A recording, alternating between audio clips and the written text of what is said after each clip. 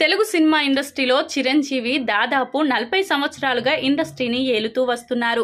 ఇక ఇలాంటి క్రమంలోనే ఆయన ఇప్పటికీ కూడా వరుసగా సినిమాలు చేయడమే కాకుండా భారీ సక్సెస్లను కూడా అందుకున్నారు. ఇక ఇప్పటికైతే ఈయనను మించిపోయే హీరో మరొకరు లేరు అని చెప్పడంలో ఎంత మాత్రం అతిశయోక్తి లేదు. అయితే ఒకప్పుడు చిరంజీవికి సైతం పోటీ ఇస్తూ మలయాళ సినిమా ఇండస్ట్రీ నుంచి మోహన్ లాల్, మమ్మూట్టి లాంటి నటులు చిరంజీవికి భారీ సవాళ్లను విసిరారు. అయితే అప్పుడు చిరంజీవి కూడా సక్సెస్లను కొడుతూ సౌత్ సినిమా ఇండస్ట్రీలో ఉన్న రజనీకాంత్, మోహన్ లాల్, మమ్మట్టి లాంటి గ్రేట్ నటులకు పోటీని ఇస్తూ వచ్చారు.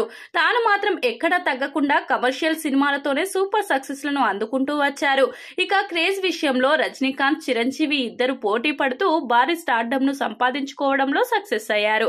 ఇక చిరంజీవి సౌత్ లో ఉన్న చాలా మంది హీరోల దగ్గర నుంచి పోటీ అయితే ఎదురైంది. అయినప్పటికీ వాళ్ళందరినీ దాటుకొని ఈ తరం హీరోలతో పోటీ పడుతూ పాన్ ఇండియాలో సూపర్ సక్సెస్ సాధించడం అంటే మామూలు విషయం కాదు. చూడాలి మరి ఇప్పుడు మలయాళం, కన్నడ, తెలుగు ఇండస్ట్రీలో ఉన్న సీనియర్ హీరోలందరిలో కూడా చిరంజీవి మళ్లీ పోటీ పడుతున్నాడు.